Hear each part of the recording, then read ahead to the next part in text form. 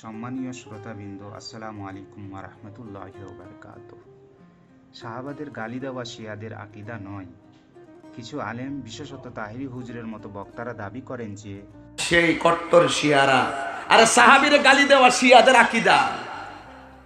আর তোমরা যারা সুন্নি নামে যারা এখন হযরত আমির মুআবিয়ার বিরুদ্ধে করতেছো, তোমরা এখন অনেক ভুলের পথে আছো।